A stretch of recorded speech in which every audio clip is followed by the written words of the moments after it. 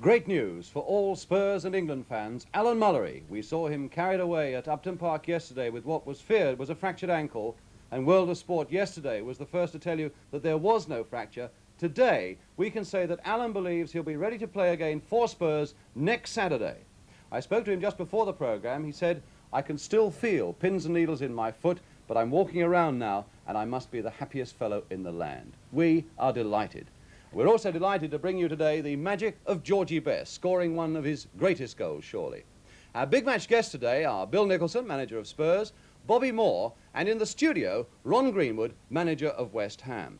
We look at your letters, controversy at Chelsea, and a goal to thrill all supporters of Charlton Athletic. Action from 3 of yesterday's First Division matches, the derby game, West Ham against Spurs. Is there a challenge here for the North? Going in, and now Peters with a shot! Beautiful save! Leeds against Manchester United. Are United on the way back? Just outside the box, inside the box, a shot, and a good one. And this incident from Manchester City against Chelsea. Hutchinson coming in, and there's the first goal from Osgood. No, the whistle is gone, not allowed. A disallowed goal. We look at it in slow motion and ask, where Chelsea robbed? But first let's go back to Upton Park yesterday afternoon at 5 minutes to 3. West Ham against Tottenham, two of London's most artistic sides, both of them now striving to get to grips with the aggressive demands of the modern game. And for this important derby match, West Ham have found a place at number 4 for the hard-working qualities of Bobby Howe. Martin Peters goes to number 8, but keeping his place in the number 7 shirt is an 18-year-old Bermudan, Clyde Best, a young man with exciting potential.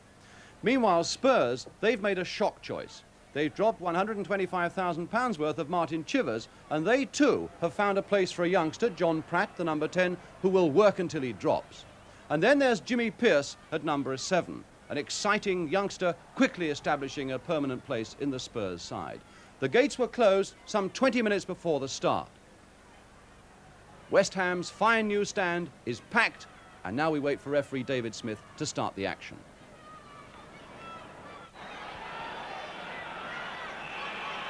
So Alan Gilzean then kicks off for Spurs, defending the goal to our left against West Ham. A classic match here at Upton Park last season in pouring rain, which finished 2-2.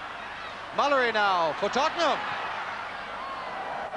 And allowed to go surprisingly far, Mullery. Yes, no wonder he may smile by a West Ham defence and getting in a shot, but wide. Bobby Ferguson.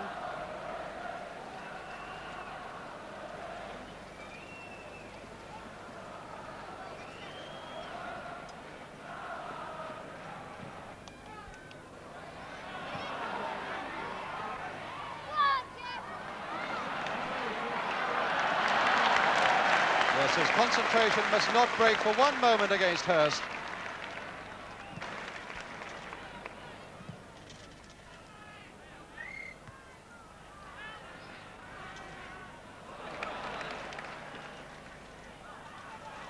Cyril Knowles. Greaves making a dart down the left. Morgan available inside. Here's Morgan. Oh, through Peters' legs. That doesn't happen often. Alan Mullery trying his shot.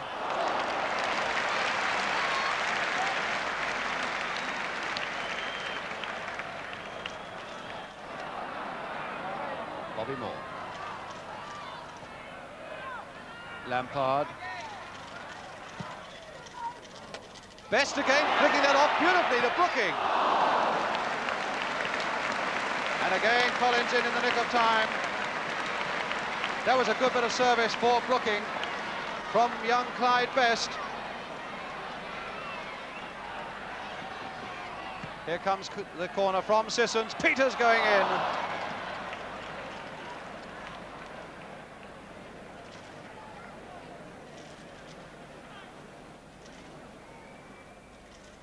And Pat Jennings, who has a very important date in Belfast on Wednesday night for a World Cup match for Ireland against Russia, with the goal kick now for Spurs. Now Mullery to make another of those bursts. Pearce. Mullery again. Gilzean waiting. Straight to Greaves! Well, Jimmy Greaves certainly has scored more difficult goals than that one. But West Ham really stretched to the full.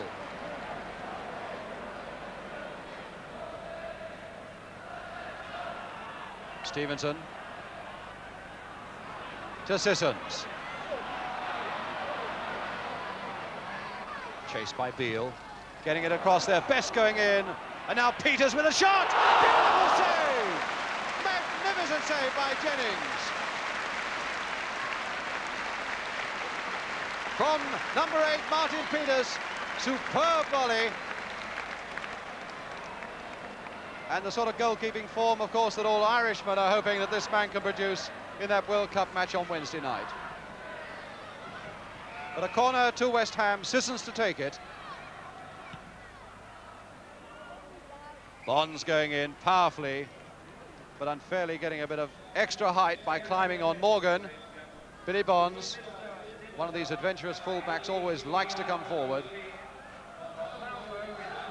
But that really was a magnificent save by Pat Jennings, a man who played in every game for Tottenham last season.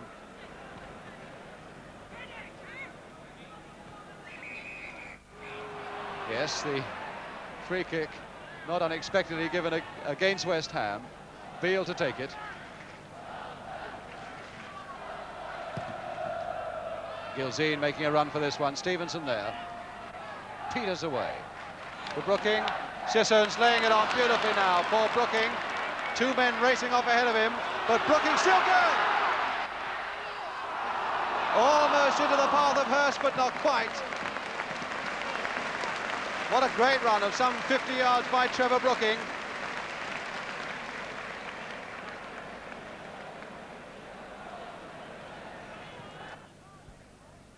Half an hour gone, still no score, and the game really hasn't developed any sort of rhythm, and certainly none of the classic football yet that we saw last season. But now Pearce to find Gilzean.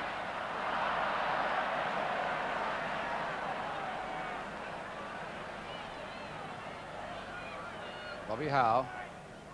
Hurst.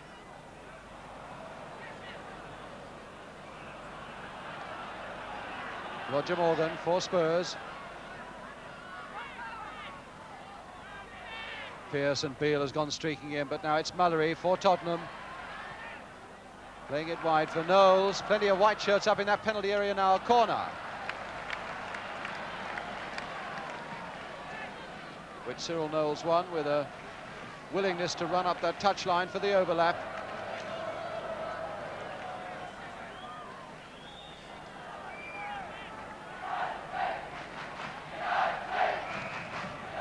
England and Collins have gone up into the West Ham penalty area for this. There's England 5. Collins is a little to his left. Here's the corner. Going towards England, getting his head in. Peters away. England steaming back to defence. Hurst taking it up for West Ham. Howe. Good pass there and a good run by Howe. Claiming that one for Brooking. Best not quite able to get to it. And Beale very happy indeed, I would have thought, to give away the corner. Best, I thought, just a little slow possibly to react to that one. But a very good header on by Trevor Brooking. Sissons now with the corner. Peters getting up though, England away.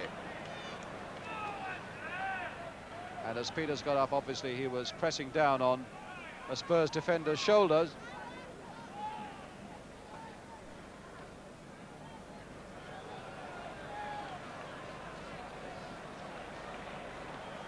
And in fact, they're bringing on their substitute, West Ham. Ronnie Boyce is on, and Clyde Best, which is rather a little difficult to understand, that Best should have gone off when he's playing so well, but there must be a very good reason for it. And Ronnie Boyce is on. And now here is Greaves with a little bit of space, flicking it on for Gilzean, too slow. Good covering by Bonds for West Ham. Oh, very clever play by Moore, and now it's Sissons. He's only really got Hurst up with him. Hurst darting to make a yard for himself against Mike England. Getting it back very well! Great play there by Hurst.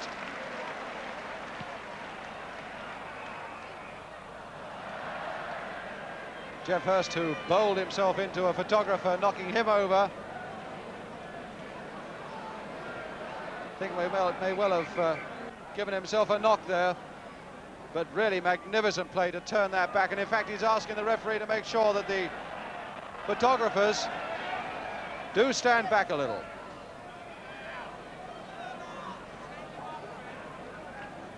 That really was a wonderful skill by Hurst, though, under such tremendous pressure from England, still to be able to turn that ball back.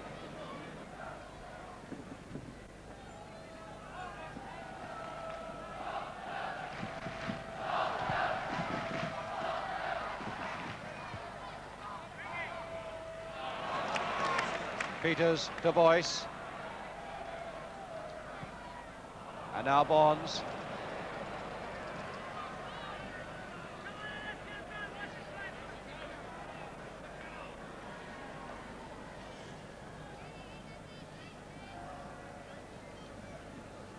I'm wondering how well satisfied manager Ron Greenwood of West Ham on the right there is with the West Ham performance so far.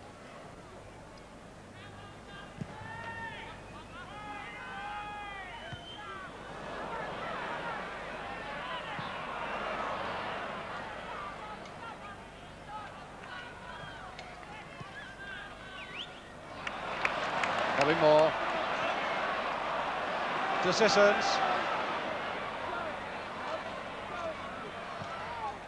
Hurst going with this one, and England getting their first again.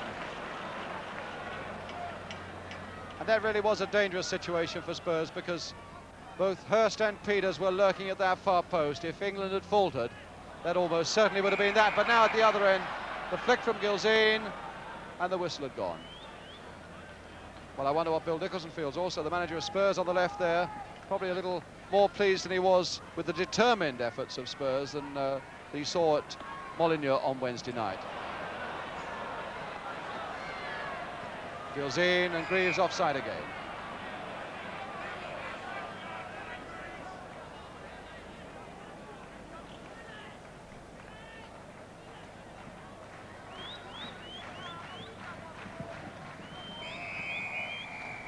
And there goes the whistle for half-time, in fact. The first half that took a long time to find any sort of rhythm to it at all. So we come to half-time with no goals in this London derby game here at Upton Park. So the half-time score, West Ham United 0, Spurs 0. We should be back with more soccer action in just a couple of moments.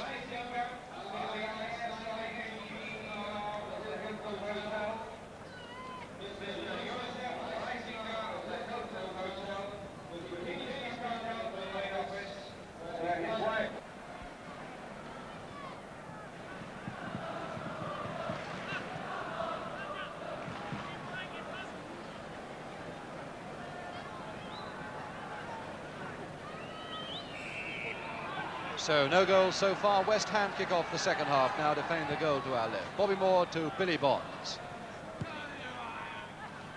Peters, Boyce to Howe, a little bit of space for him. And Peters going in.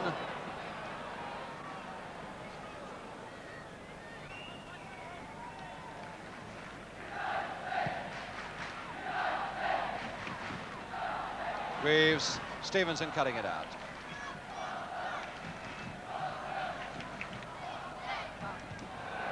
Got it.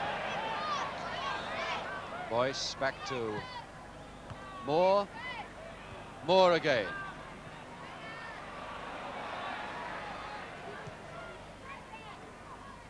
And Lampard. And Jimmy Pearce.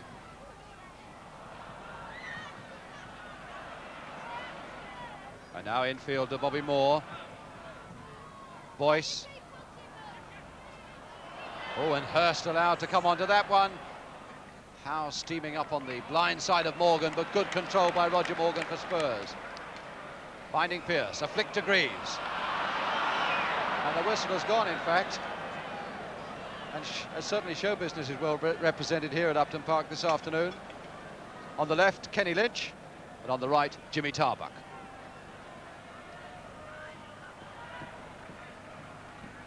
They don't look terribly happy with what's going on, it's true. But now it's Bobby Moore. To Billy Bonds. They've got a gun for Bonds. And full stretch there by Jennings. But certainly Bonds was allowed to go right to the edge of that penalty area, unchallenged, to get in that shot.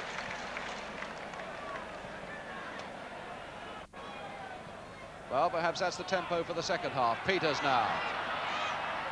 Hurst trying to make a yard or two on England. England with him. Bonds, another clever piece of running by him. Brooking going in. Sissons missing his kick. England away. Boyce. West Ham keeping up this pressure. Lampard. Sissons again. Boyce playing it wide to the other full-back now. Lampard on the overlap. But Pearce now for Tottenham. Pratt to Greaves.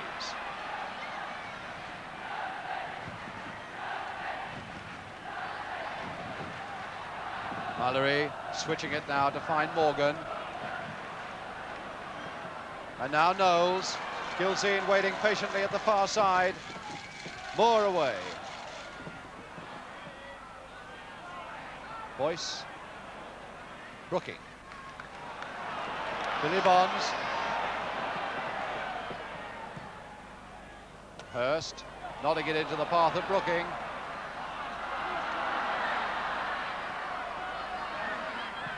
Did well to get it over.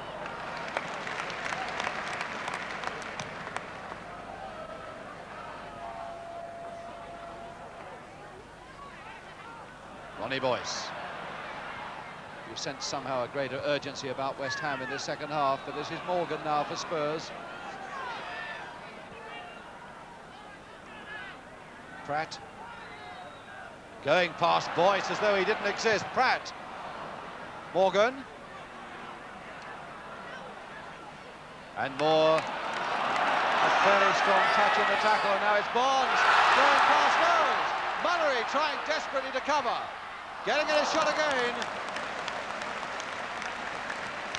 The ball was the one to try and play it back to Hurst, though.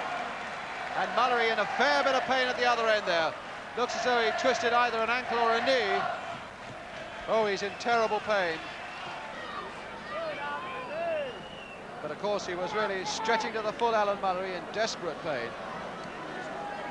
To stop Bonds. A stretcher now being brought on.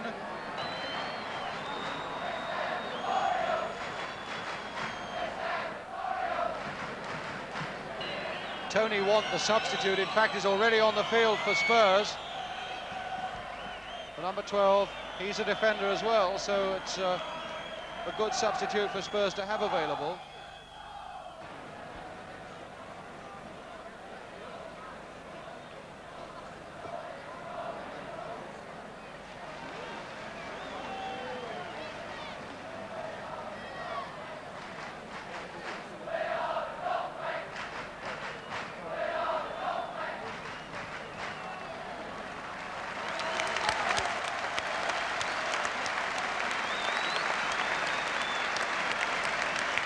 Well, that's the sort of appreciation there is for Alan Mallory. Let's hope that injury is not too serious, but it certainly looks bad.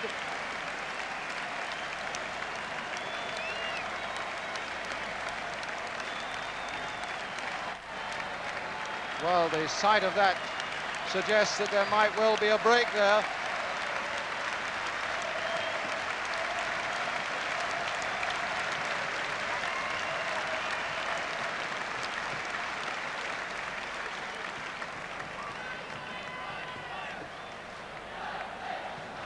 So now it means a certain reorganisation, of course, in the Spurs defence.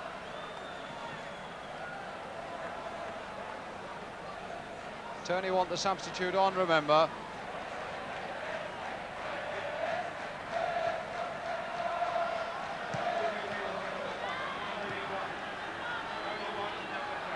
So now we're back in action again, Bobby Moore.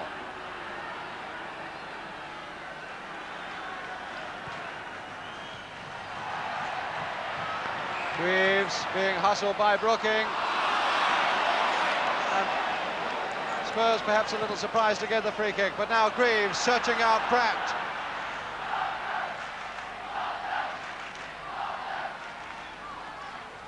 Beale, and a corner. England going up for Spurs. Collins too. But from now on, Spurs have got to do without the driving force of Alan Mallory behind them. As Pearce now lines up to take this corner. England going for this one. But jumping on to Peters' back.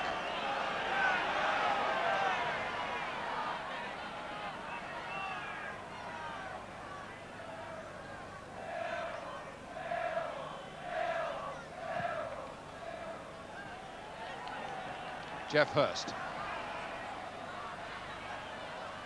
And a throw to West Ham.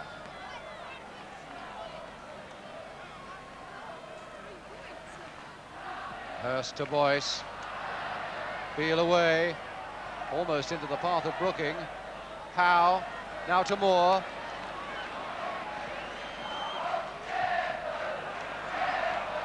And now it's Morgan. Knowles to Gilzean.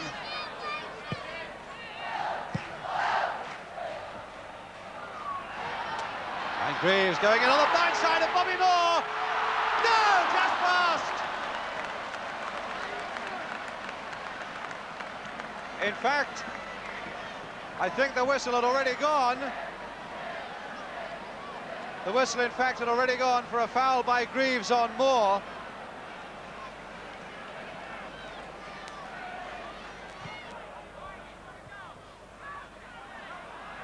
Tony Want, still Want. Greaves, a little dummy. Pearce, good shot and a fine save.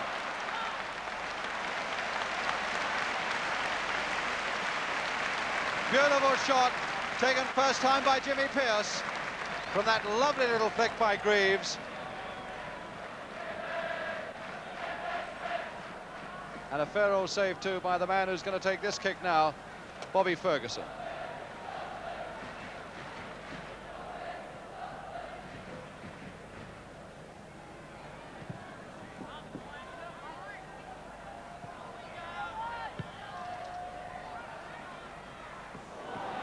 Lampard really went in with a great deal of aggression into Pearce's back, and now it's Bobby Moore for West Ham. But West Ham still can't find any sort of way to crack the grip that England and Collins have at the back for Spurs. Moore coming forward much more now. Peters getting up, Hurst steaming in. Brooking is right there. Beale away. Still Hurst, a beautiful play by Hurst, and a good work by Pat Jennings. Incredible the way Hurst pulls those balls back. And now a good run here by Pratt. Flicking it in for Gilzean. Moore well up. But the ball beaten a lot of them, in fact, and it's Howe for West Ham. Now Moore. Number 4, Howe. Brooking. Sissons, first time in, Collins away, then Want, and then Pratt. Howe.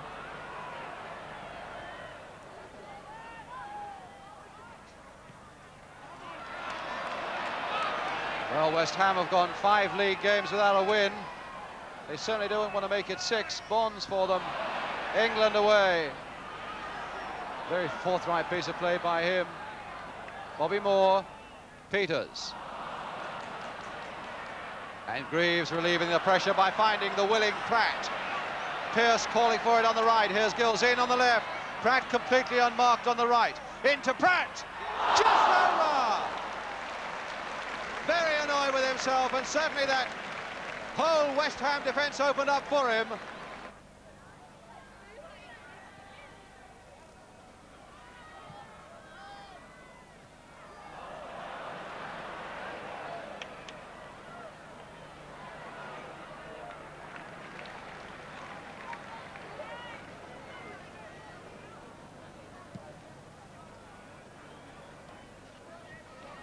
Pearce, flicked on by Gilzean. Pearce!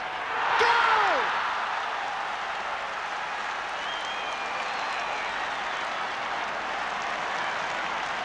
Terrible argument in the middle of the field. The West Ham players surrounding David Smith. He's going across to the linesman. Jimmy Greaves is going with him. Now, what's he going to say? A goal or not a goal?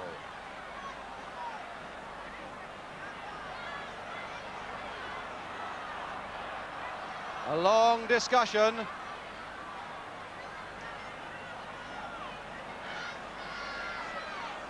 A goal!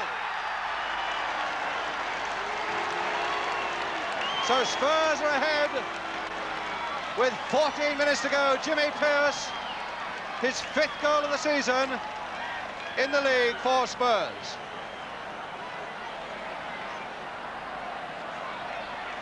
Well, that was a fine, well, beautifully taken goal by Jimmy Pearce, and it really has set West Ham a lot to do in the quarter of an hour that remains. Foul by Pratt on Boyce.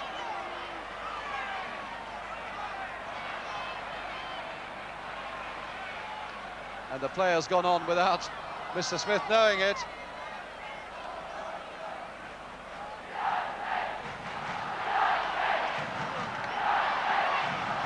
Moore.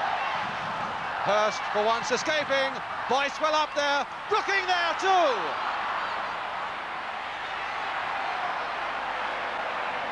And of course it needed the intervention of a referee there. Brooking so very close to getting it through.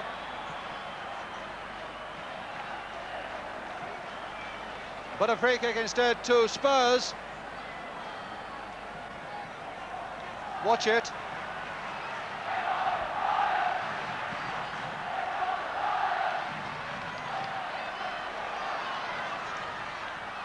Morgan sprinting through the middle. Here's Morgan. Stevenson covering well.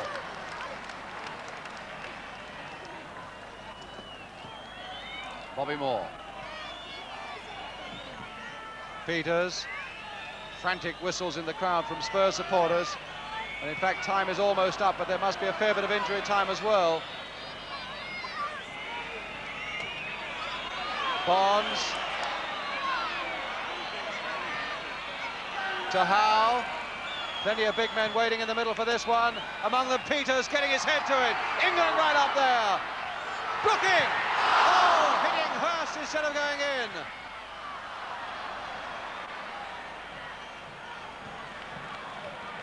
Again, good work by Brooking.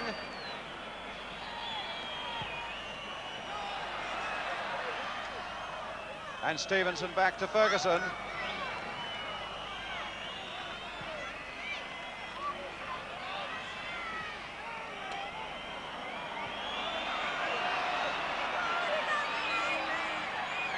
Bonds. Peters again, calling hopefully for it, getting it. Flicking it now to Sissons. In goes Howe, just over!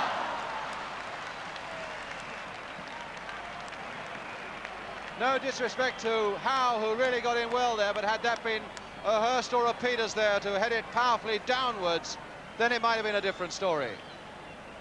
As it is, Spurs survive. And Jennings, who's made 2 or 3 magnificent saves with the kick.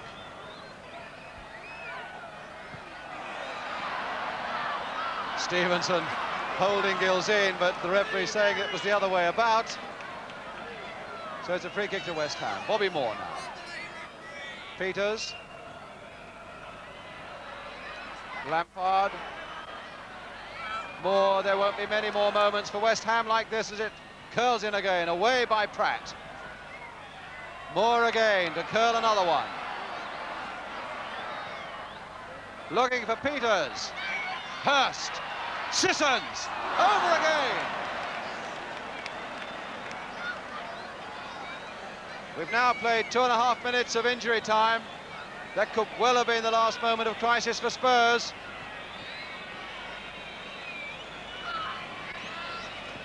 The referee's looked at both his linesmen and got a thumbs up. Jennings with the kick.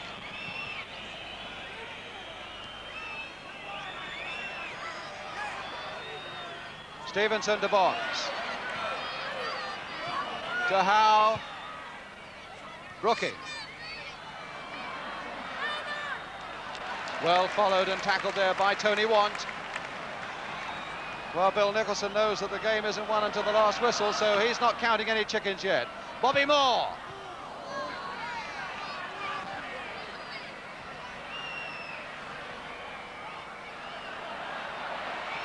Lampard to curl yet another one into this crowded Spurs penalty area. Oh, what a bad one.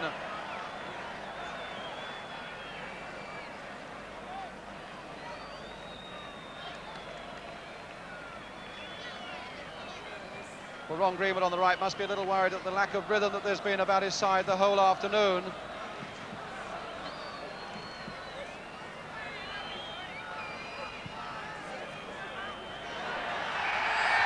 And there goes the final whistle. And so Spurs have won the derby game. They took 3 points out of 4 from West Ham last season in the league. They've won 2 valuable points here. The scorer for Spurs, the number 7 there, Jimmy Pearce. Going into the tunnel there, number 7, Jimmy Pearce, the scorer of that lone Tottenham goal. And so the final score here at Upton Park, West Ham 0, Spurs 1. But just a little disappointing, perhaps we had also expected just a little too much from that game. But victory for Spurs, that puts them now into 4th place in the First Division. Another defeat for West Ham, which certainly must have saddened their manager, Ron Greenwood, who is our guest today. We meet him in just a moment. But first of all, let's have a look again at that goal by Jimmy Pearce that was worth 2 points at Upton Park yesterday.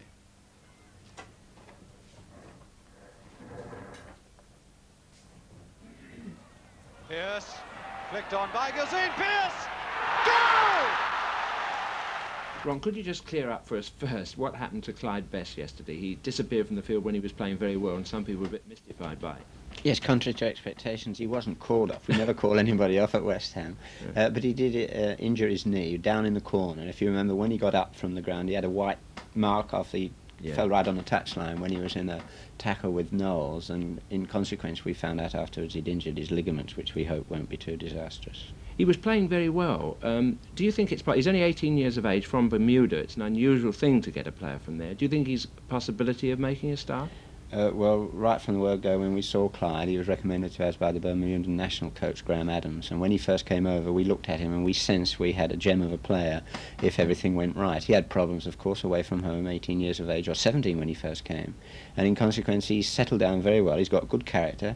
As always, the players at West Ham, we like to meet their parents. We've met his parents. They're full of character. We're happy and we're confident he's going to be a player of note in the future. All right, as long as you don't have to bring the parents over to see the matches. It can get a bit expensive. Ron, the goal yesterday, which some people said at the time was disputed, I did have a word with Bill Nicholson at the end of the match about the goal to get his interpretation, and this is what he had to say about it. Well, I was beginning to wonder as to whether he had signalled for a foul against our player, but I do understand that it was a foul actually against the West Ham player.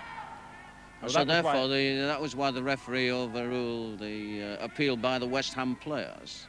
In other words, the linesman flagged. He flagged for a foul against West Ham United, not against Tottenham Hotspur. And played the advantage rule. Yes. Well, it all worked out very well from Tottenham's point of view. What about this young lad, Jimmy Pearce? What do you think? Tell everybody what you think of him as a player. Well, he's got a tremendous amount of skill, this boy. He does lack confidence, and he worries quite a bit, and he's a bit hesitant too. But he's got tremendous amount of skill, and when he gets anywhere around the goal, he seems to know at present how to put it into the net. I thought the goal he scored today was very similar to one that he got for our reserve team down here against West Ham last season. But he took it tremendously well, he worked it well, he got them going both ways and just slid it in with the inside of his foot. Well, that's Bill's version, Ron. Would you agree with it? Yes, I conceded this fact to a posse of pressmen last night in our foyer, although I think that probably your wonderful coverage gives me a better view of it today, inasmuch that I probably thought that the linesman was flagging for Frank Lampard having caused an infringement, but on looking at it now, obviously the infringement was from Alan Stevenson and Alan Gilzine. Well, we can have a chance to look at that goal now in slow motion, and I'd like you also to give the viewers an idea whether you think there's any way in which that goal could have been prevented by your defence as it was coming about. Yes, we're fully aware that Pat kicks a long ball and Gilzine or Chivers up there are always dangerous. Alan tends to get a little too close to Alan Gilzine, and of course he gets a flick onto it. But Pearce picks it up, and as Frank Lampard going the wrong way, Frank's good positioning really, twists and turns, but Pearce's wonderful dummy as he steps over the ball sends Frank the wrong way. Alan's trying to catch up from behind, and this is where Frank pushes, but unfortunately Bobby spreads himself as he should do, probably a little earlier, and the ball just goes over the top of his arms. A great goal really from Spurs' point of view, and as I always say, if they all go in, they're all good goals. Must be horrible to sit there the next day and have to talk over a goal going in your net. Well, you know, football's like that, Jim. Many a time I think we can talk over a lot of good ones that we've scored, but at the moment we're not scoring them, and this is our problem. I hate to increase the agony, but we did have a camera there behind the goal to take this goal from another angle, and it shows really the beauty of that Pearce dummy. Bill Nicholson said he hasn't got much confidence. He certainly didn't show a lack of confidence here. Here it is coming up now from the other angle. There's the big goal kick. You notice Jeff trying to stop them getting the long kick in. This was what we were aware of. Yeah. But you've got to give Pearce credit there, and as Matt said, it's a one-to-one situation, and this is what everybody's after in the game, trying to get people to take people on and create a situation as that was done. And with all due respect, there was no criticism on Frank Lampard. It was beautifully executed, and this is what the game's all about. If we can get people to do that, one for one, and get in there, every manager in the country would be very satisfied to have somebody to be able to do that week in and week out. I might dig a little more deeply, Ron, into West Ham's problems. Do you think the football that you play, probably the most attractive football of any team in England, is enough on its own? No, we're fully conscious of this. We want to play that type of football. We want to win games that way, but we're fully conscious of the fact that we're going to have to add a lot of physical effort.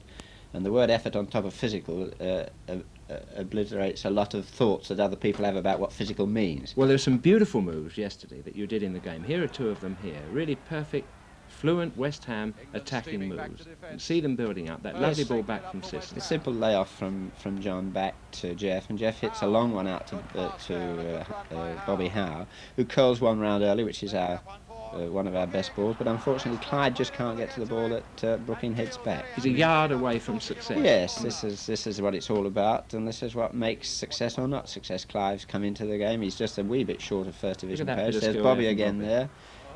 He plays again Martin to John Sissons. John Sissons again makes ground, and you'll see that again the ball's going to go early round the defender, as we always note for it, and Jeff can't quite control it, but he gets it back onto the turn, and Trevor Brooking just fails to get to the cutback.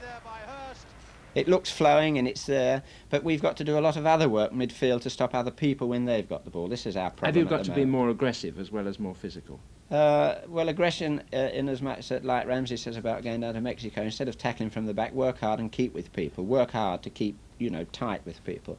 This is what the physical effort means in football today. Peter Knowles has said this weekend that, or virtually said, that you can't be a footballer and a Christian. Do you feel that your principles about life don't enable you to tell the West Ham players the things that they should do to get to the top of the league in this modern game?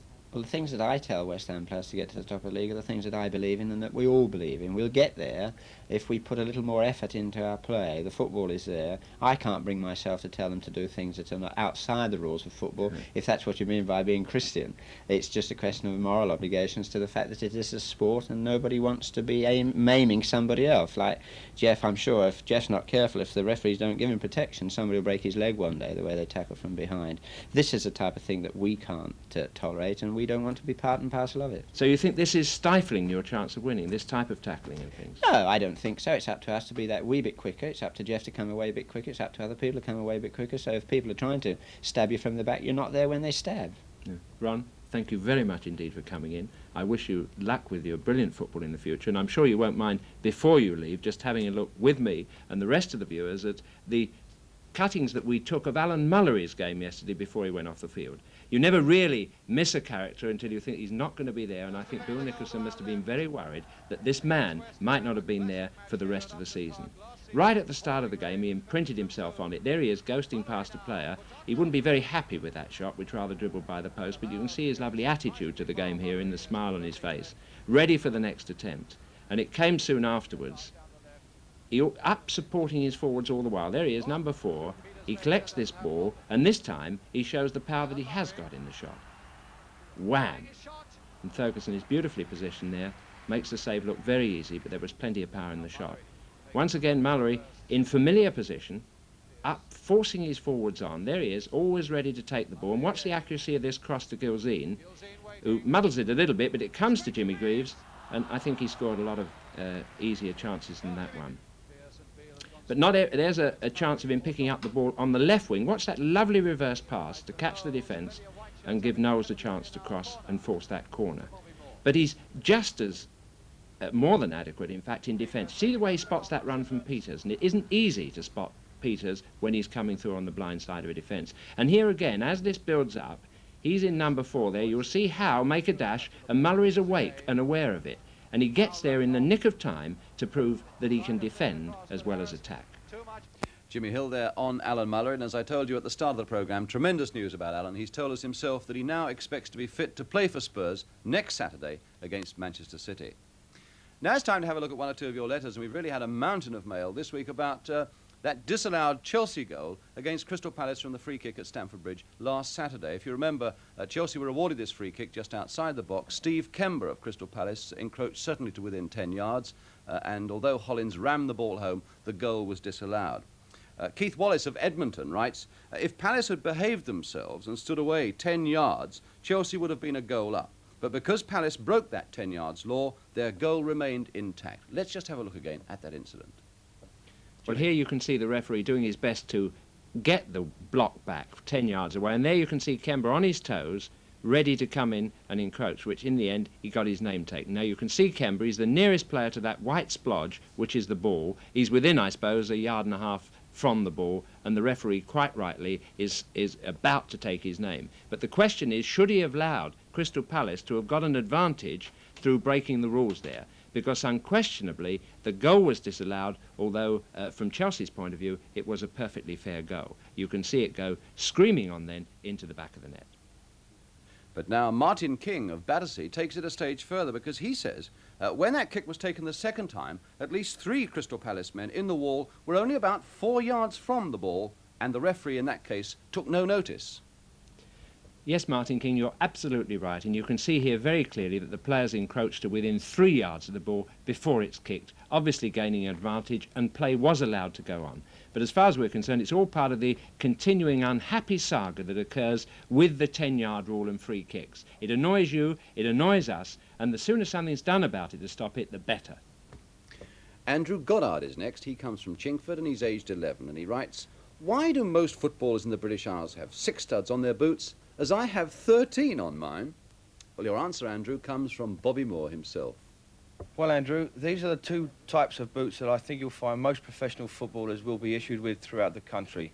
One has 13 studs on, which is a rubber moulded sole, which I think most players prefer to wear when the grounds are very hard and dry. Not so much icy, but just hard and dry. Some players like to wear them now, but in my own opinion, with the thick grass on the pitches, they can be a little bit slippery. These are the normal standard type boots, which have 6 studs. The advantage of these are that the studs are screwed in and they can be changed from long studs to short studs to medium, so these really can be adapted to all conditions. But as I say, these boots are the type of boots that I think you'll find most professional footballers would have throughout the country. The last one today comes from Stephen Pitt. He comes from Eltham, London SE9, and he says, is it too soon to ask to see again Ray Crawford's tremendous goal for Charlton against Millwall, and is it too soon to propose it as one of the season's golden goals? Well, Stephen, in fact, we shall be running a golden goals competition later in the season, and now you can see this wonderful goal by Ray Crawford scored for Charlton against Millwall at the Den earlier this season. Kinsey. Got Peacock outside him.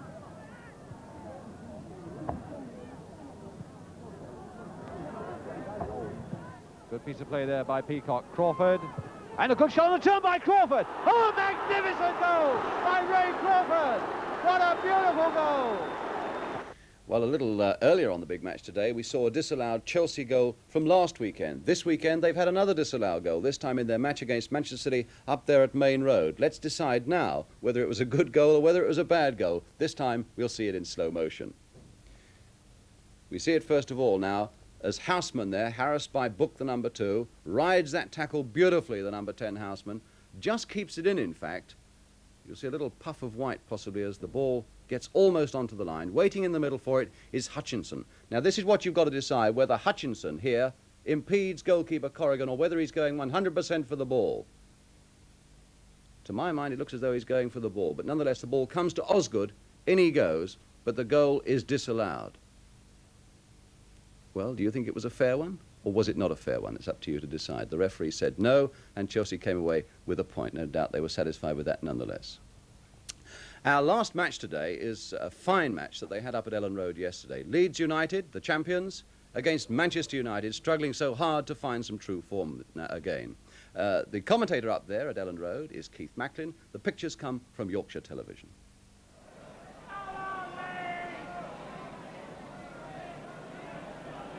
Best. Ewer. Francis Burns chasing in the left wing position.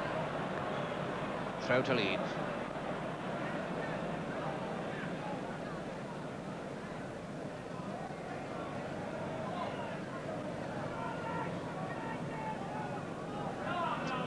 Hunter. Madeley. And Madeley far too casual there. Best. Trying to find Gibbons. Greeny. Bremner.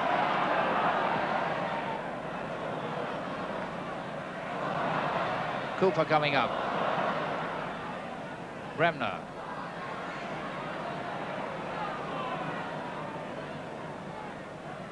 Leaving it for Giles. Jones chasing, and an own goal! It's an own goal by David Sadler. David Sadler heads the ball over Alex Stepney's head. An own goal by poor David Sadler. Trying to head that ball away from Mick Jones. Turned it over the top of Alex Stepney, who'd come out too far. George Best. Now into the second half. Greeny always policing him. But a good ball finds Morgan with a lot of room. Willie Morgan. Greeny getting it away, Gowling there. Best, it's there! Best has equalised. Gary Sprague was diving the wrong way there as Best plotted that one in.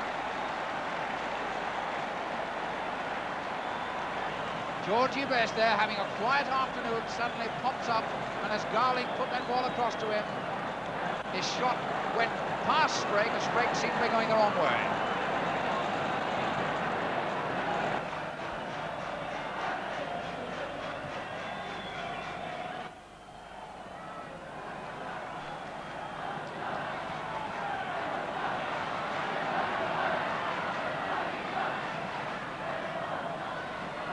Giles. There's Lorimer scooting down the middle, pushing Tony Dunn.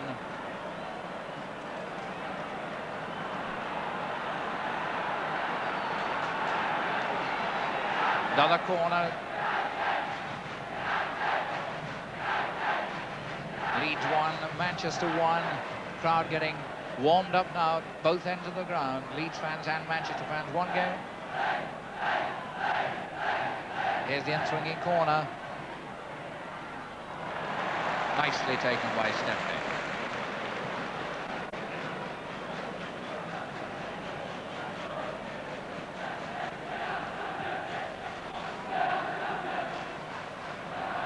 Madeley. Well tackled by Tony Dunn, finds Alan Gowling. Bobby Charlton, United moving forward again. Manchester, there's George Best with a lot of room to work. Gibbons on his right.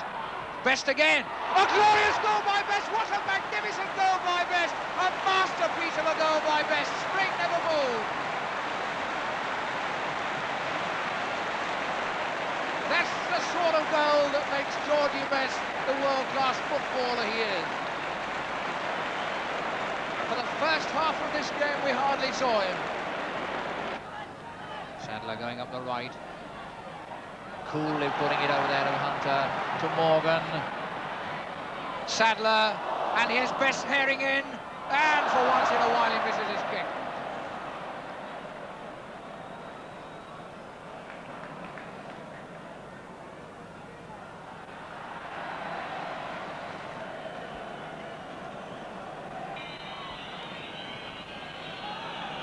Terry Cooper, Mick Jones, O'Grady, Jack Charlton, Bremner. Oh, beautiful goal! What a superlative goal by Bremner! Oh, what a wonderful goal by Bremner! An overhead kick from Jack Charlton's flick.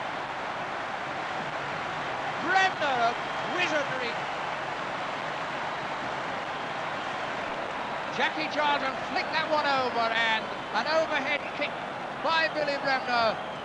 And Alex Stepney taken completely by surprise.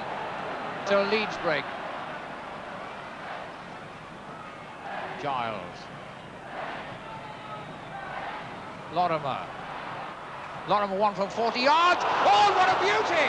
It knocked Stepney into the net. The sheer force of that shot from Peter Lorimer took Alex Stepney by surprise, bent his knuckles back and knocked him into the goal. What a great effort from 40 yards by Lorimer.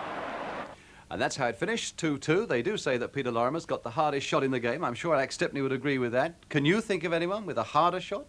Well, that's all from the big match today. Hope you've enjoyed it. We've had action all the way. We've finished with one last little bit. That superb goal by Georgie Best, scored for Manchester United at Leeds yesterday.